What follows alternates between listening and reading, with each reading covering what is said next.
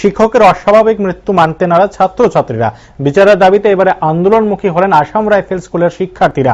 মঙ্গলবার city centre এলাকায় শিক্ষক পঙ্কজ সাউর মৃত্যুর সঠিক তদন্তের দাবিতে বিক্ষোভ করলেন তারা। ছাত্রছাত্রীদের অভিযোগ, খুবই সাধারণ জীবনযাপন করতেন পঙ্কজ স্যার, সর্বদা ছাত্রছাত্রীদের সহযোগিতার জন্য তৈরি থাকতেন তিনি। উনার মতো একজনের অস্বাভাবিক মৃত্যু নানাভাবে প্রশ্ন তুলছে স্কুলের পরিকাঠামো নিয়ে। অতি সত্বর এর সঠিক তদন্ত করা হোক দাবি ছাত্রছাত্রীদের। আর তা না হলে আগামী দিনে বৃহত্তর আন্দোলনে নামতে বাধ্য হবে তারা।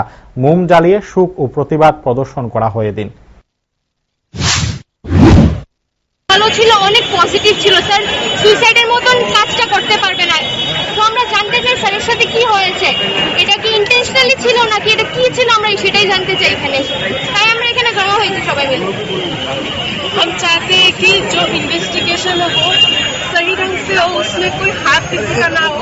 सर के साथ जो भी हुआ है सच सच सबके सामने आए, क्योंकि हमारे साथ ऐसे नहीं थे।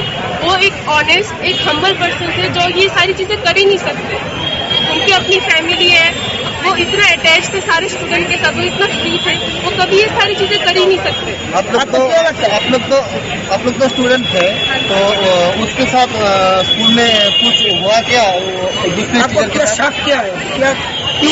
देखिए, जिस हालत में सर की बॉडी मिली है वो सुसाइड जैसा लगता ही नहीं। उनके पैर बांधे हुए थे, उनका पैर जमीन पे टच हो रहा था और उनके गले में 30 से 40 किलो का वजन उनके गले में टांग दिया गया था। कोई कैसे ऐसा बंदा, कोई कैसे ऐसे सुसाइड कर सकता है?